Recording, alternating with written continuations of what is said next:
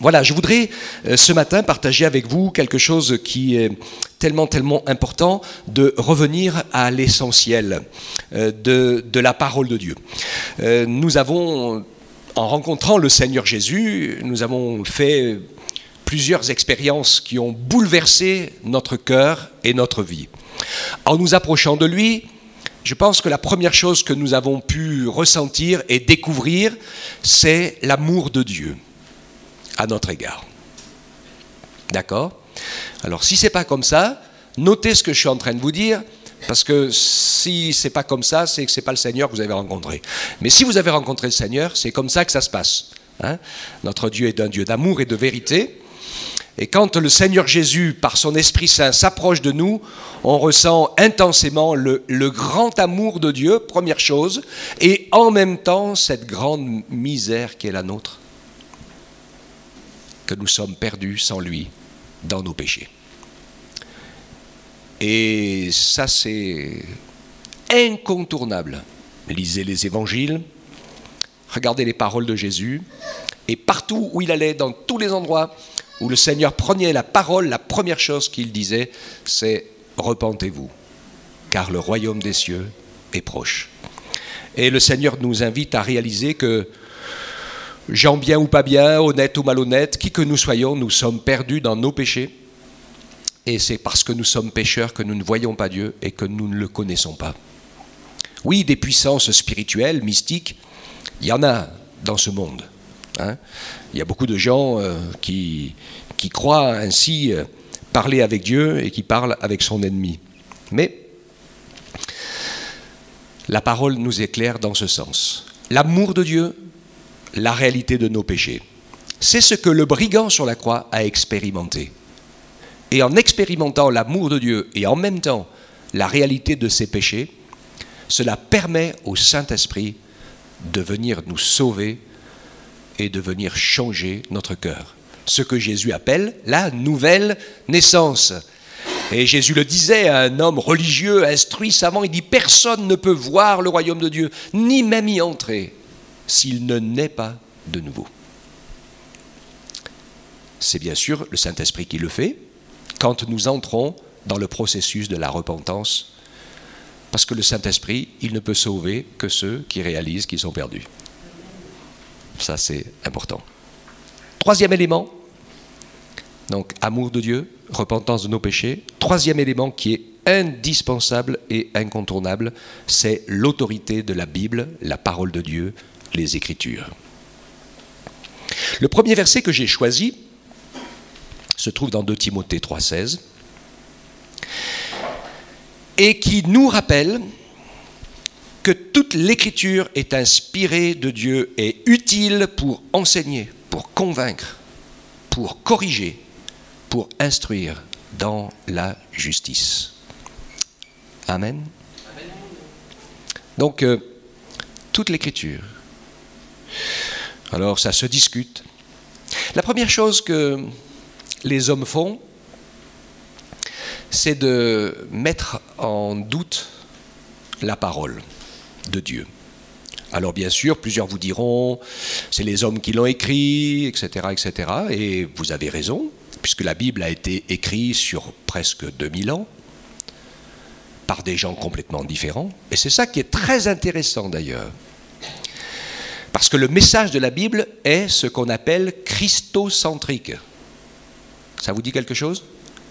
Tout le message des Écritures nous ramène à Jésus, qui est le Messie annoncé, dans les moindres détails dans l'Ancienne Alliance, comme celui qui est le roi d'Israël et le seul sauveur, est révélé de manière très claire et précise dans le Nouveau Testament.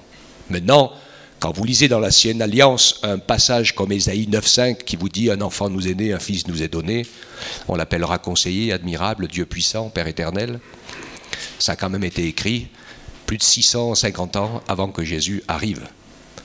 Tous les détails de la crucifixion, vous les avez dans les psaumes.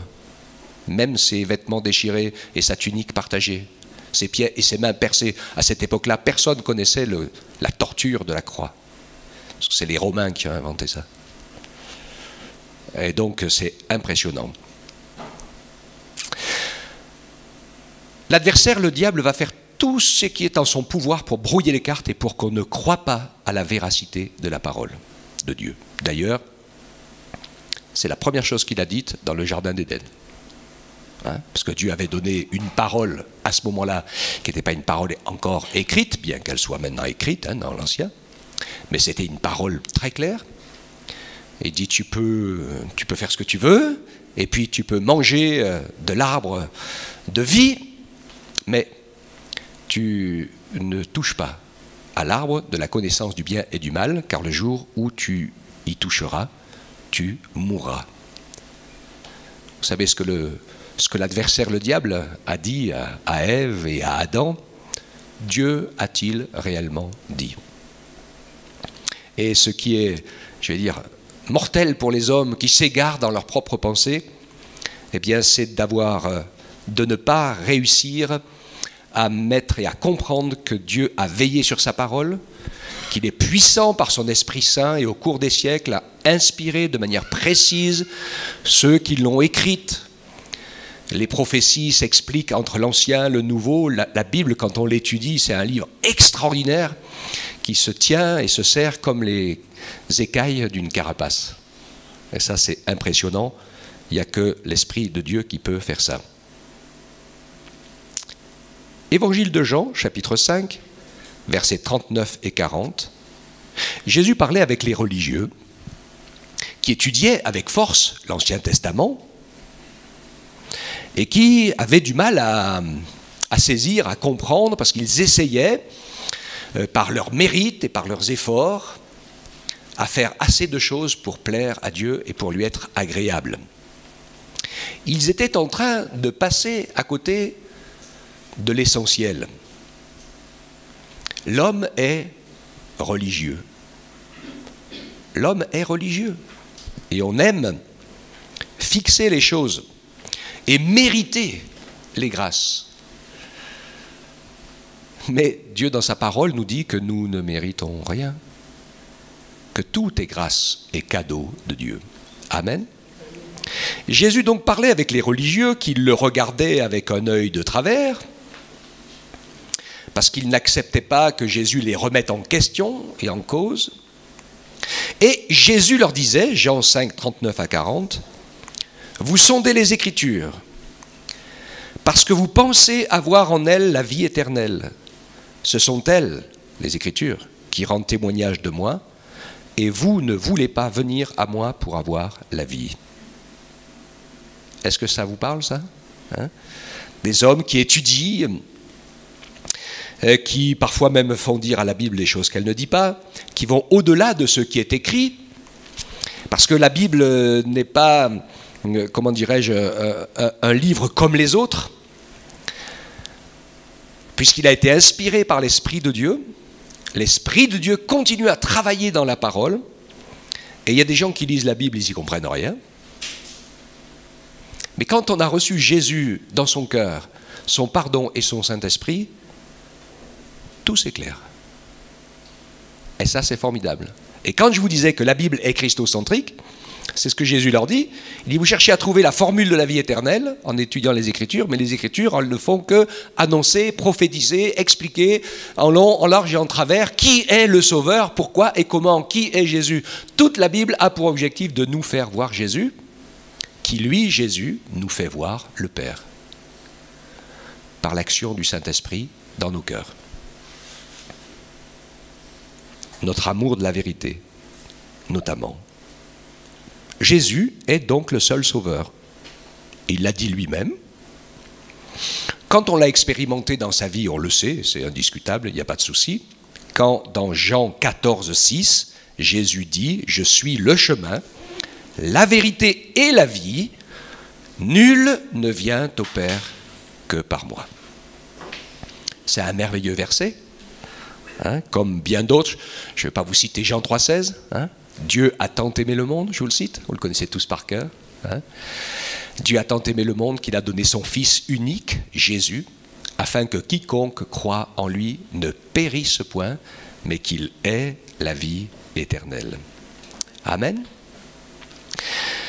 Les apôtres de la première Église qui avaient vécu ce salut et cette belle expérience d'être remplis du Seigneur et de son Esprit l'affirmaient, et dans le livre des Actes au chapitre 4 et verset 12, ils pouvaient exprimer cette parole qui est sans équivoque et qui nous rappelle « Il n'y a de salut en aucun autre, car il n'y a sous le ciel aucun autre nom qui ait été donné parmi les hommes par lequel nous devions être sauvés. » Alléluia.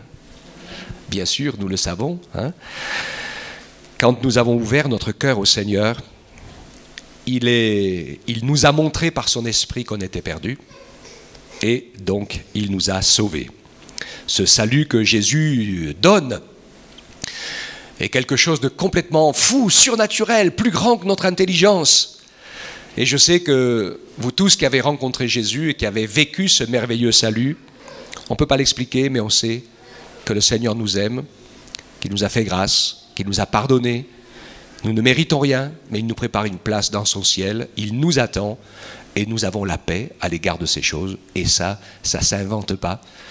L'Écriture l'explique aussi. Elle dit que l'action de l'Esprit de Dieu est plus grande que notre intelligence et que le Saint-Esprit de Dieu rend témoignage à notre esprit que nous sommes ses enfants. Et c'est pour ça qu'on loue tellement avec joie notre Sauveur. Attention, 2 Timothée 4, versets 3 et 4 nous parle des temps dans lesquels nous vivons et nous mettent en garde. Il viendra un temps où les hommes ne supporteront pas la saine doctrine, mais ayant la démangeaison d'entendre des choses agréables, ils se donneront une foule de docteurs selon leur propre désir ou selon leur propre cœur. Ils détourneront l'oreille de la vérité et se tourneront vers les fables. Je suis impressionné de voir combien les hommes facilement croient n'importe quoi. Et on devrait être attentif. On peut nous raconter, ah oui, on est friand de toutes sortes de nouveautés. Mais quand on entend et reçoit le message de l'évangile, de la bonne nouvelle, ce message est dérangeant. Et beaucoup le refusent, ne le veulent pas parce que voilà, on n'a pas envie, on a peur, on ne veut pas se remettre en question, on n'accepte pas. Mais Jésus nous l'a rappelé, c'est le chemin étroit qui mène à la vie. Il n'y en a pas beaucoup qui le trouvent. Alors que large et spacieux est le chemin qui mène à la perdition. Il y en a beaucoup qui vont par là. Facile. Combien de personnes se fabriquent une religion selon leur cœur et selon leurs désirs, et ils ferment définitivement la porte à l'action du Saint-Esprit. Donc Jésus est le centre de la révélation, il est le seul sauveur, il est le centre de la révélation, je vous ai dit, pour les Écritures. Le Saint-Esprit est là, à l'œuvre. J'ai pensé à un verset que je n'avais pas écrit, mais je vais vous le citer. Vous qui prenez des notes, écrivez-le, vous le retrouverez. C'est Jean 16, 8. Le Saint-Esprit convaincra le monde en ce qui concerne le péché, la justice et le jugement. Quand on ouvre la porte à l'action de l'Esprit Saint, la première chose qu'il nous montre, c'est que nous sommes perdus et pécheurs et que nous avons besoin d'un sauveur. Et j'écoutais ce matin dans la prière combien, je crois que c'était Pierre qui disait combien pour nous le message de la croix, de la mort de Jésus est quelque chose d'extraordinaire et de formidable. Parce que le message de la croix de Jésus, et puis aussi celui de sa résurrection, c'est notre salut, c'est notre pardon, c'est nos péchés effacés. Mais c'était quand même pour lui le plus mauvais moment de toute son existence, à vivre ce qu'il a vécu. Et j'ai l'habitude de dire que s'il y avait eu un autre moyen pour nous sauver, c'est sûr qu'il l'aurait choisi, parce que celui qui était le seul moyen, c'était le pire de tous. Lui qui est sans péché, prendre tous nos péchés sur lui. Lui qui est parfait, prendre toutes nos imperfections. Lui qui était dans une harmonie parfaite avec son Père depuis l'éternité, se retrouver coupé de cette harmonie pour le temps de la mort sur la croix, à cause de nos péchés. Quel amour extraordinaire. Le Saint-Esprit a pour seul travail de prendre la parole et la personne de Jésus et tout ce qui est à Jésus et de nous le donner. Jean 16, versets 12 à 15. Jésus parlait à ses disciples, c'était juste un peu avant la crucifixion. Il leur dit, j'ai encore beaucoup de choses à vous dire, mais vous ne pouvez pas les porter maintenant. Quand le Consolateur sera venu, l'Esprit de vérité, il vous conduira dans toute la vérité, car il ne parlera pas de lui-même, mais il dira tout ce qu'il aura entendu et vous annoncera les choses à venir. Il me glorifiera, dit Jésus, parce qu'il prendra ce qui est à moi et vous l'annoncera. Tout ce que le Père a est à moi, et c'est pourquoi j'ai dit qu'il prend de ce qui est à moi et vous l'annoncera. La mission, le travail et l'action de l'Esprit, c'est de faire vivre en nous les paroles du Père, les paroles de Jésus, de nous les faire expérimenter, de bâtir l'Église qui se prépare pour le retour du Seigneur quand il viendra nous prendre. Amen. Il nous appelle donc ensuite, quand on a vécu ce pardon, ce salut, et qu'on a découvert combien l'amour de Dieu pour nous est immense, nous pauvres pécheurs, qui demeurons faillibles et limités, hein, et nous voulons nous garder de ces grandes religions hégémoniques qui font croire au monde qu'ils sont les seuls à détenir la vérité. Les petites sectes et les grandes religions font tous pareil, hein, ils se croient les seuls au monde. Mais j'ai pour l'habitude de dire qu'aucun homme, ni aucune religion humaine, ni qui que ce soit ne peut contenir la vérité. Parce que la vérité, ce n'est pas une théorie, c'est une personne. Vous vous rappelez ce que j'ai dit? Jésus a dit « Je suis la vérité » en personne. Alors bien sûr, une personne, elle a des choses qui la définissent. Hein? Alors, vous ne pouvez pas dire que Jésus se fiche complètement du péché, par exemple. Pas plus qu'on peut dire, si vous me regardez moi, vous pouvez pas dire que je suis une femme. Je suis un homme. Hein? Même si vous auriez envie du contraire, c'est comme ça. Hein? Il y a beaucoup de gens qui voudraient que Dieu soit différent de ce qu'il est. Mais il est ce qu'il est. Jésus, il est ce qu'il est. Il est l'image de Dieu. Et il a horreur du péché et il aime le pécheur. Il est mort pour nos péchés et il veut nous sauver. Il veut nous préparer pour que nous devenions son épouse et que nous puissions vivre pendant toute l'éternité avec lui, dans cette belle communion du Saint-Esprit que nous avons commencé à goûter. Ça, c'est super, non? Hein? Il prépare tellement de belles choses pour nous. Une fois que nous avons goûté ces choses, eh bien, nous voulons devenir ses témoins. Je vous ai parlé tout à l'heure de la vie de disciple. Et je voudrais vous rappeler ce verset de la promesse de Jésus, Actes chapitre 1, versets 7 et 8, où les disciples se posaient des questions et posaient à Jésus des questions pour savoir comment ça allait se passer dans l'avenir. Et nous, les hommes, nous sommes friands de ces choses-là. Je sais que même quand je fais des études bibliques, un des premiers sujets que nous avons et que vous avez envie d'étudier, c'est les sujets liés un peu au livre de l'Apocalypse et tout ça, qui nous parlent de comment ça va se passer dans les temps de la fin. Ça nous intéresse beaucoup, ça intéresse beaucoup de gens. On aimerait bien savoir. C'est intéressant, c'est pas forcément d'une grande utilité. J'ai expliqué beaucoup de fois ce que la Bible nous dit, comment ça va se passer vers les temps de la fin, et ça n'a pas amené beaucoup de gens à la repentance et à la nouvelle naissance. Parce que l'esprit de vérité n'y est pas. On a juste envie de savoir, etc. Mais si on était rongé par l'esprit de la vérité, on ne pourrait pas continuer à vivre une minute sans savoir où va notre âme dans l'éternité. Parce que je peux vous raconter en détail tout ce qui va se passer dans les temps de la fin et vous dire « Ah, c'est bon, maintenant je sais ». Et puis en sortant de l'église, vous passez sous une voiture, votre vie s'arrête là, tout ce que vous avez appris ne vous sert plus à rien, vous êtes parti dans l'éternité et si vous n'avez pas fait la paix avec Dieu. Le peuple d'Israël, dans le désert, ils ont vu les miracles, ils ont traversé la mer à sec, ils ont mangé la manne dans le désert tous les jours. Pendant 40 ans, leurs habits ne se sont pas usés sur eux. Ils ont vécu des choses incroyables, ils ne s'en rendaient même pas compte parfois. Vous savez pourquoi? Parce qu'ils ont passé tout leur temps à murmurer.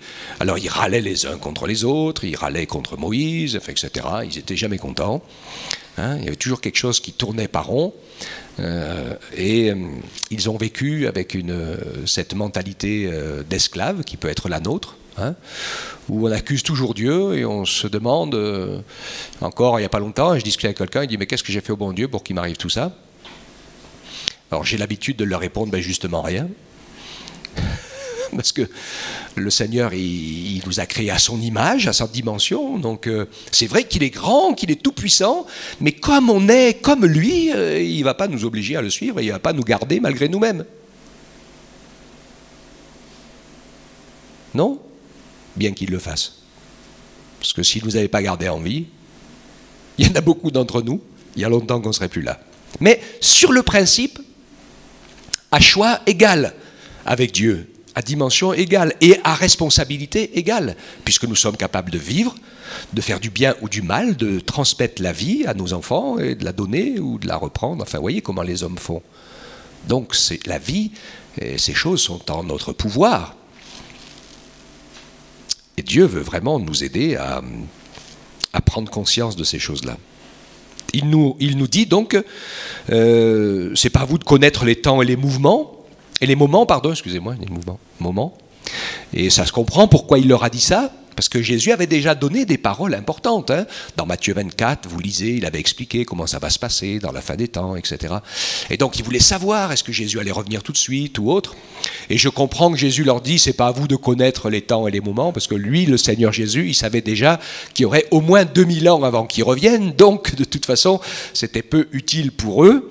Leur mission principale n'était pas de savoir, mais de communiquer à tous leurs contemporains le message du salut, parce qu'il meurt presque autant de gens qu'il n'en est, et parfois il en est plus sur la terre, et donc nous avons besoin de leur communiquer la bonne nouvelle de l'Évangile, et pour cela Jésus leur dit, mais vous recevrez une puissance, le Saint-Esprit, survenant sur vous, et vous serez mes témoins à Jérusalem, dans toute la Judée, dans la Samarie, et jusqu'aux extrémités de la terre.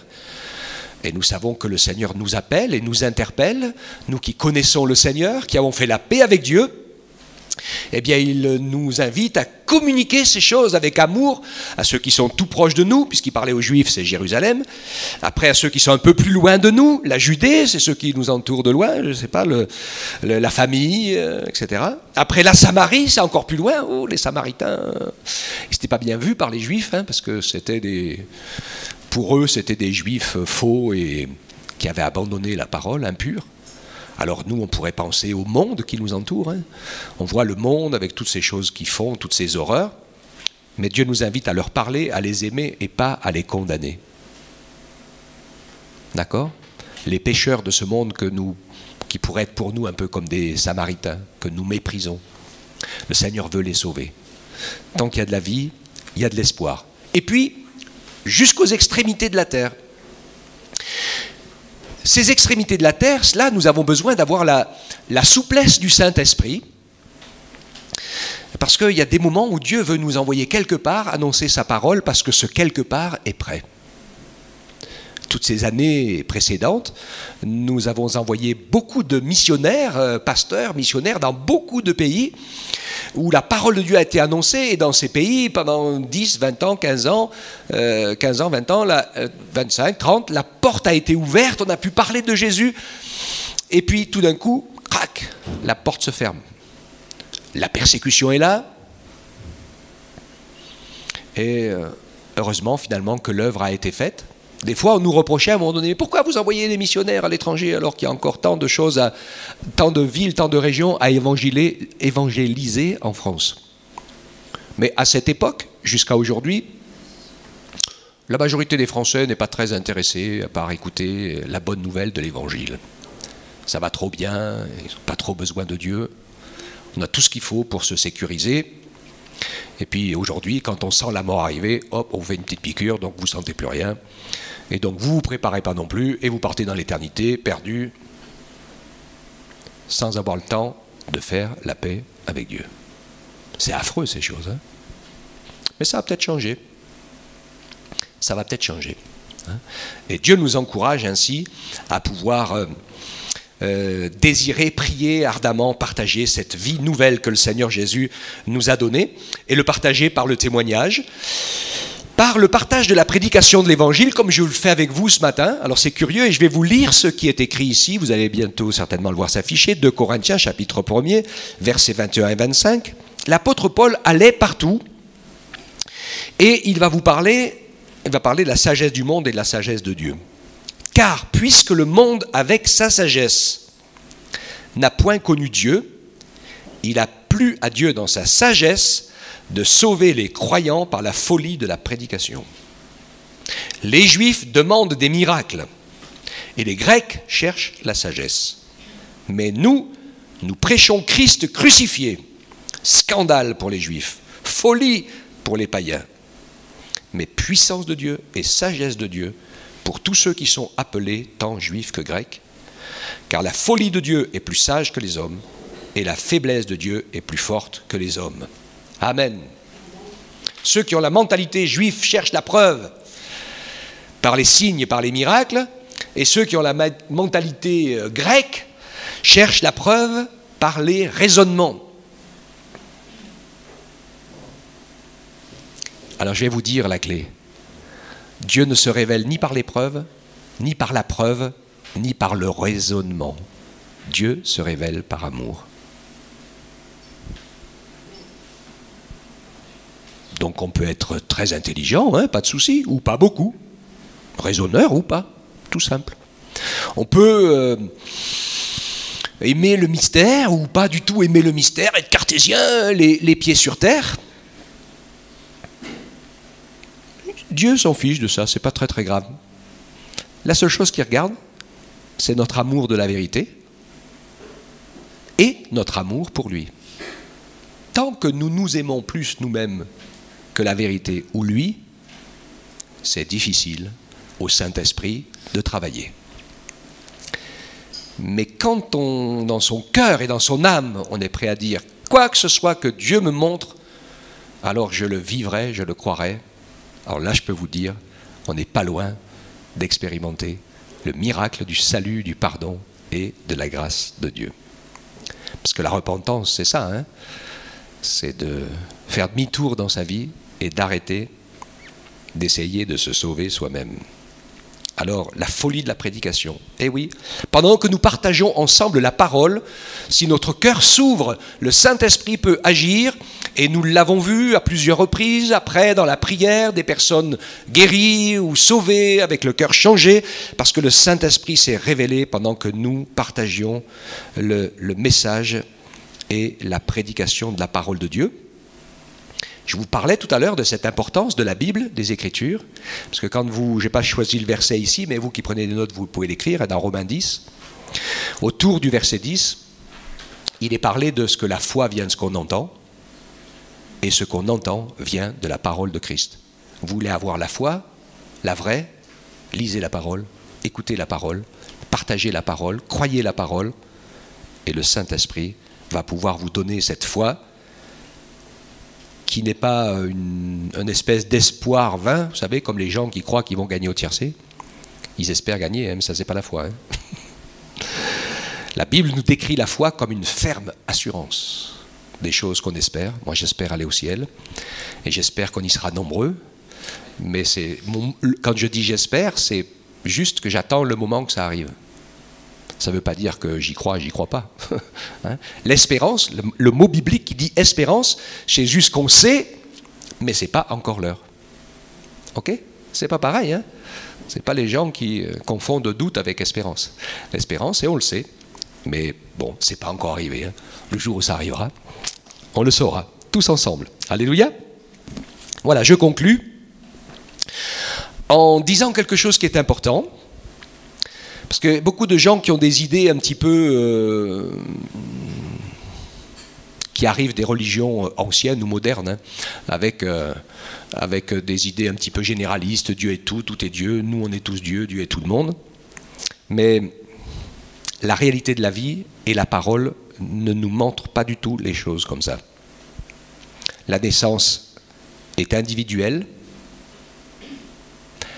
La vie réussite, échec, salut ou perdu est individuel, et la mort est individuelle, et chacun rendra compte à Dieu de ce qu'il aura fait de sa vie, sachant que quand Dieu nous a voulu sur la terre, vous le savez, on l'a expérimenté, il a un plan pour nous, il a un dessein, il ne nous a pas mis là au hasard, il a préparé des œuvres d'avance pour qu'on les pratique. Et combien de personnes qui auront passé leur temps à suivre leur propre chemin, leur propre vie, vont tomber du 15e étage en se retrouvant devant le Seigneur parce qu'ils vont se rendre compte qu'ils n'ont rien fait, rien compris, rien vécu du chemin que Dieu leur avait tracé en leur donnant la vie sur cette terre. Que servirait-il à un homme de gagner le monde entier s'il perd son âme? Disait Jésus. Et seul le Seigneur Jésus est celui qui peut sauver notre âme. Pour vous rappeler que ces choses sont individuelles et collectives à la fois, je vous ai cité tout à l'heure le verset de Jean 3,16 qui nous dit « Afin que quiconque croit ». Il y a plein de versets qui utilisent le mot « quiconque ». Il est très intéressant ce mot « quiconque » parce qu'il n'exclut personne, c'est-à-dire c'est tout le monde individuellement. D'accord ? Quiconque. Mais ce n'est pas parce que tes parents sont sauvés et chrétiens que toi, ton enfant, tu le seras. Soyons bien attentifs comment on transmet la parole aux enfants. Cet été, j'étais au camp d'ado. Vous savez que je suis moniteur au camp d'ado.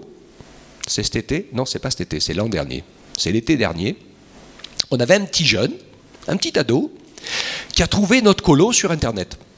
Colo chrétienne. Pas de souci. Hop, il s'inscrit, il vient à la colo. Et quand il arrive à la colo, oh, surprise énorme, il s'aperçoit que ce n'étaient pas les chrétiens que lui, il connaissait. Parce que lui, c'était un catholique. Donc il est tombé au milieu d'une colo chrétienne évangélique. Donc ça lui a fait un peu un drôle d'effet, mais c'était assez intéressant, quoique il a fallu que je rectifie sec le comportement de plusieurs autres ados nés chrétiens, évangéliques, dans nos familles. Et je me suis dit, là, il faut qu'on fasse vachement attention, parce qu'il y a de nos enfants qui deviennent religieux. Alors il l'appelait le catho, lui c'était le catho et eux les évangéliques. Et j'ai dit, mais vous avez rien compris les gars. Parce que le Seigneur, il s'en fiche des étiquettes qu'il y a sur la bouteille.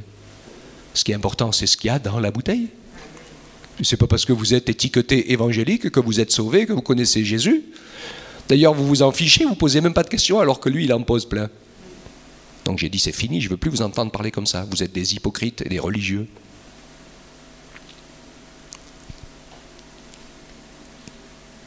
Eh oui. Hein, ça m'a surpris tout d'un coup. Hein. Et oui, de famille évangélique, depuis le grand-père, l'arrière-grand-père, ça y est, ils sont devenus religieux évangéliques. J'ai l'habitude de dire, quelle qu'elle soit, toutes les religions sont mauvaises. Parce que la religion, c'est toujours ce que l'homme est en train de faire pour essayer de plaire à Dieu et de lui être agréable. On peut être proche, hein, le plus proche possible. Mais la différence entre Caïn et Abel, hein, parce que c'est Caïn le père des religions. Abel, c'est la foi. C'est le sacrifice, c'est la recherche première de ce qui plaît à Dieu et ce qui lui est agréable. Amen. Que Dieu nous donne cette sensibilité à son esprit.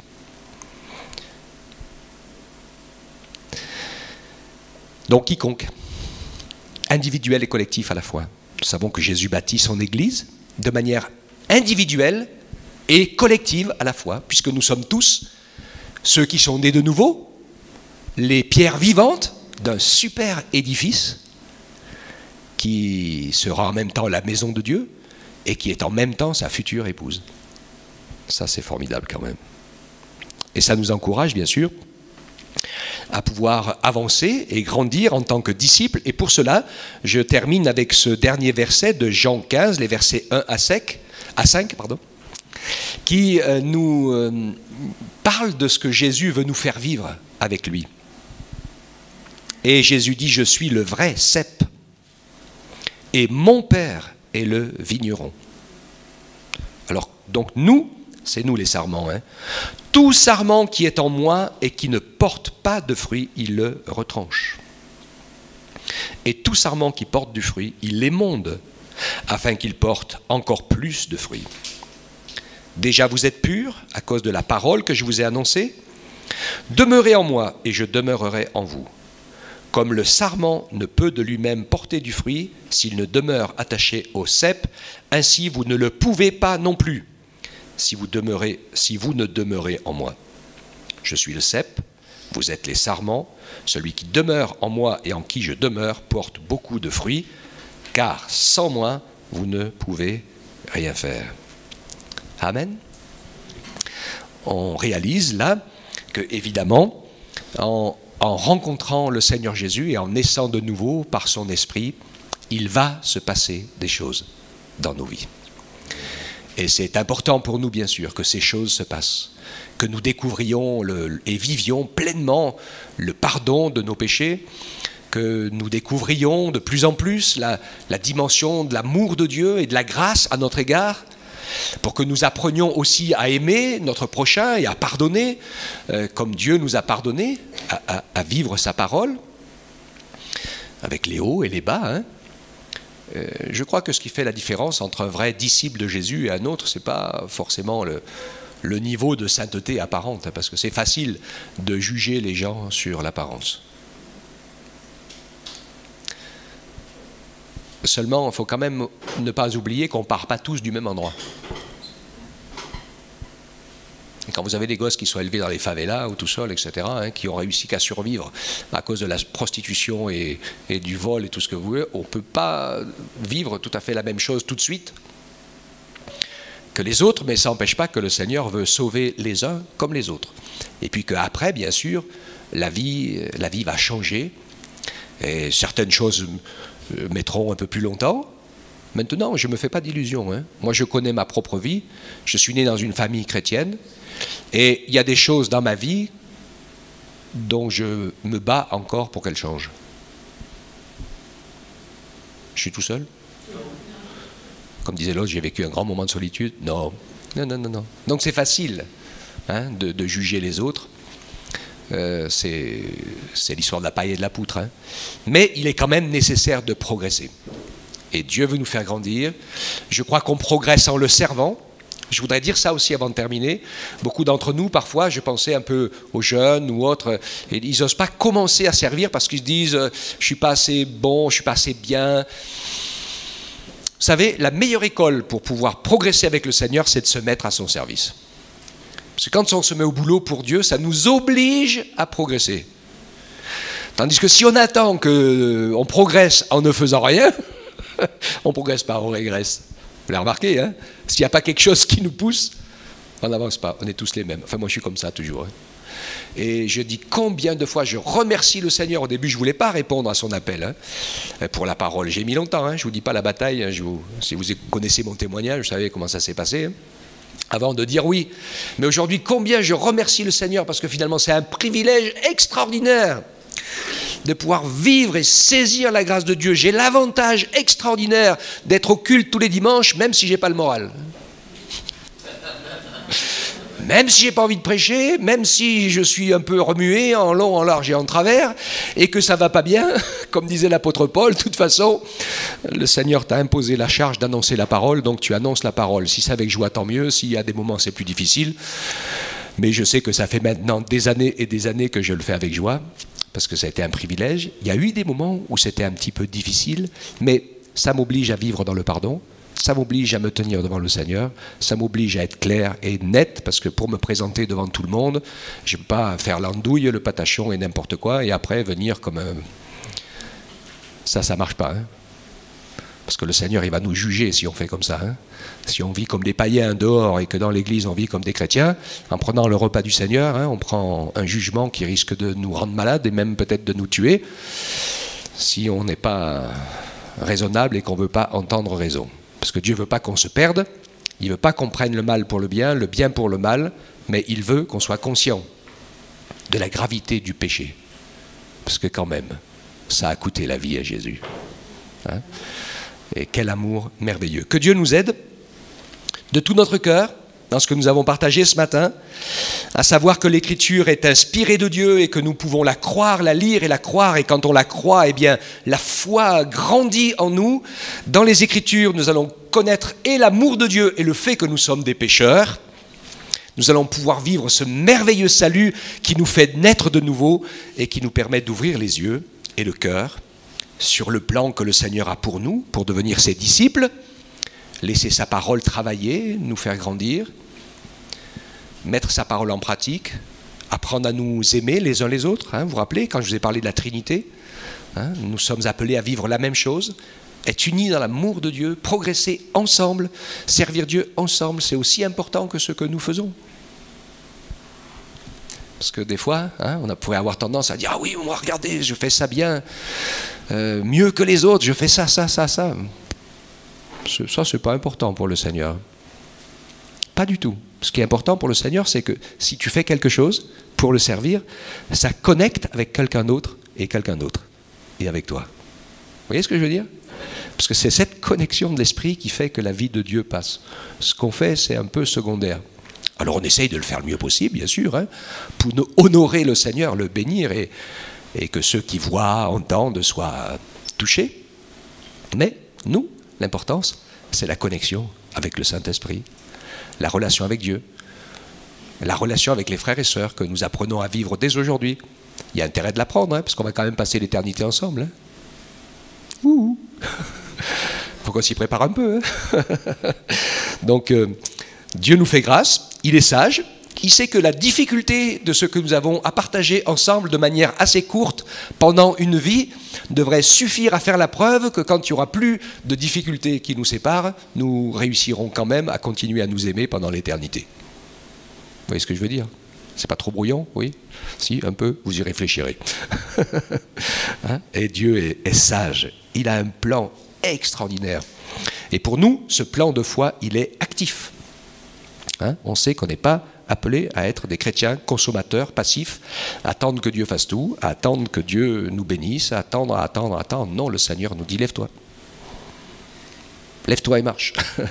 Lève-toi et donne-lui ton cœur. Lève-toi, repens-toi et serre-le. Lève-toi et puis prie pour qu'il te montre ce pourquoi tu es là. Et je peux vous dire par expérience, il n'y a pas de meilleure vie et de plus grande paix et de plus grand bonheur que d'être à l'endroit où Dieu veut, avec les gens que Dieu veut, en train de faire ce que Dieu veut. Ça, c'est la paix totale. Et la joie qui se vit avec le Seigneur dans l'amour. Avec ça, quand on vit ça, on n'a pas besoin de preuve de quoi que ce soit, parce qu'on le vit au présent. Et c'est formidable. Amen. Que Dieu soit béni. On va remercier ensemble le Seigneur, le prier pour qu'il nous aide à nous fortifier dans notre vie de disciples. Et comme on l'a dit ce matin, on prie aussi, on encourage les jeunes, les enfants, on prie pour les enfants, que Dieu les bénisse, les touche. On ne veut pas en faire des religieux, d'accord? On veut qu'ils soient touchés par l'amour de Jésus, qu'ils nous voient pleurer pour les pécheurs, qu'ils nous voient pleurer pour le service, qu'ils nous voient nous consacrer à lui. Combien d'enfants, quand ils rentrent à la maison, ils écoutent que leurs parents critiquer, les frères, les sœurs, l'église, le pasteur, etc. Ils écoutent que des choses négatives. Mais s'ils nous voient prier, servir, s'ils nous voient que c'est important pour nous, alléluia, ils vont vouloir vivre la même chose que nous. Que Dieu soit béni. Amen. Père éternel, ensemble ce matin, nous voulons vraiment te rendre gloire. Je te bénis de toutes mes forces, Seigneur, parce que ton plan d'amour et de salut pour nous, il est extraordinaire. Tu ne t'es pas arrêté à toutes nos injustices et à toutes nos misères. Tu nous as proposé de pouvoir tous nous sauver et nous pardonner au travers de Christ, ton Fils bien-aimé. Merci, Seigneur, pour ta justice qui est parfaite, parce que nous sommes tous complètement injustes. Si nous voulions rendre des comptes les uns pour les autres, alors on n'y arriverait jamais. Mais toi, Seigneur, tu as affronté la croix, la mort, le péché à notre place pour nous pardonner et changer nos vies. Merci Seigneur. Nous n'aurons jamais de mots assez grands, assez forts pour te dire cet amour, cette reconnaissance que nous avons pour toi. Merci de nous encourager à nous lever comme des disciples, pour mettre en œuvre ce que nous avons reçu, pour vivre ta parole, pour la transmettre. Rends-nous d'être contagieux d'amour, pour que ceux qui nous côtoient puissent ressentir combien tu es bon et présent dans nos vies, et que cela leur donne envie de le vivre aussi, Seigneur. Et donne-nous pour cela ta puissance, les dons du Saint-Esprit, des paroles de connaissance, de miracles, de sagesse, de prophétie, pour aider ceux qui ne te connaissent pas à te rencontrer. Béni sois-tu, Père. Ensemble, nous t'adorons. Et nous te disons, nous voici, Seigneur, nous nous levons pour toi. Alléluia. On peut rester dans la prière quelques instants et je voudrais vous encourager, vous qui avez envie ce matin de pouvoir dire, Seigneur, je ne veux pas rester assis là dans ma vie spirituelle chrétienne à attendre que tu fasses tout, mais je veux me lever et je veux m'engager pour te servir, Seigneur. Faites-le tout simplement, pendant que nous avons les yeux fermés et que nous prions. Eh bien, levez-vous à votre place et puis vous pouvez dire au Seigneur, je ne suis pas capable, Seigneur, mais me voici, envoie-moi. Merci, merci mon Dieu, mon Père. Merci Seigneur pour tous ceux qui veulent vivre ces choses. Et on prie la même chose pour nos jeunes, pour nos ados. Tu vois ces 270 ados qui sont réunis là-bas, Seigneur, on te prie pour eux. Touche-les, appelle-les, Seigneur. Montre-leur ta puissance et ton amour. Tu veux faire quelque chose de fort de chacune de leur vie. Et je veux me lever devant toi aussi, Seigneur. Bénis les enfants là-haut, Seigneur, avec Marie-Hélène et Pierre. Que ta grâce soit sur eux, Seigneur. Touche-les puissamment. Bénis notre jeunesse, Seigneur Jésus, qu'elle se lève pour toi. Et que nous puissions entrer dans tes voies, dans tes plans et révolutionner notre pays avec l'amour et la présence de Jésus. Merci Seigneur, alléluia, gloire à ton nom, on peut s'asseoir. Et on remercie le Seigneur tous ensemble. Merci pour ta bonté, merci pour tes bienfaits éternels notre Dieu. Merci de graver ta parole dans nos cœurs et de nous aider Seigneur à joindre à la bonne pensée les actes. Que nous ne contentions pas des bonnes dispositions du cœur, mais que nous nous mettions à l'œuvre. Glorifie ton nom dans chacune de nos vies, Père éternel, et fais de nous des instruments d'adoration et de service pour ta gloire et ton honneur. Nous t'avons prié au nom de Jésus, Père, et nous nous attendons à toi. Amen.